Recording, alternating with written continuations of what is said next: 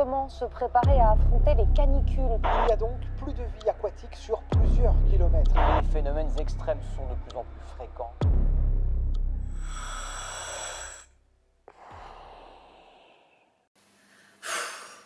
Pourquoi la police médicale n'arrive pas? Je ne sais pas, Anaïs, ça ne devrait plus tarder. Mais ton sérum est presque vide.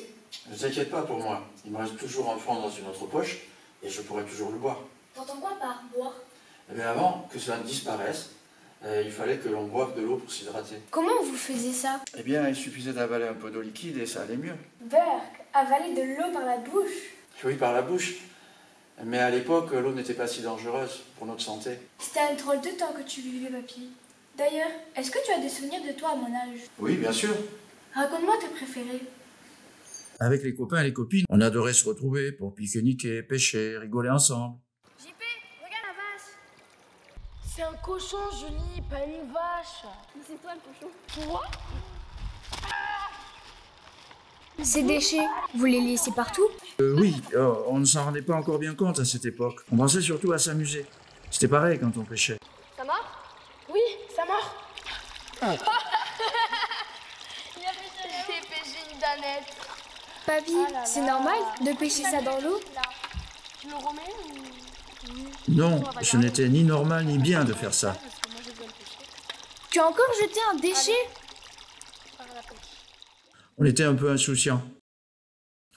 Mais tu sais, on adorait aussi profiter du calme de la nature pour se reposer.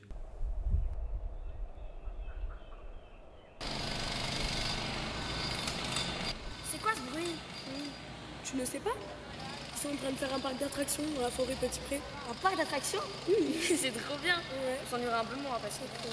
Attends, mais ils vont raser la forêt? C'est un peu dommage. Entre les ronces, les pucerons et les orties et un grand 8, tu préfères quoi? Bah, le grand lit. Et puis de toute façon, un arbre, ça repousse. Une forêt entière rasée pour le parc d'attractions. Oui, et le pire, c'est qu'il a fermé après. Super. À l'époque, il y avait simplement de bons moments. Et il y avait sûrement pire que nous, tu sais. Mais si tout le monde aurait fait un peu plus attention, on aurait pu vivre ces moments. Je comprends que ça te choque, avec nos restrictions et l'état de notre planète aujourd'hui. Mais avant, c'était très banal. On était plus attachés à notre bonheur qu'à la protection de notre environnement. On savait qu'il y avait des risques, mais ça nous paraissait lointain. Et ceux qui s'occupaient de l'écologie, on les appelait les écolos, ils étaient peu nombreux et ils étaient peu écoutés. Alors bien sûr, si on avait su où ça nous conduisait, on se serait mobilisé bien plus tôt. Maintenant, c'est trop tard. Papy, non, c'est pas encore trop tard, on peut encore changer les choses. Regarde, ils arrivent.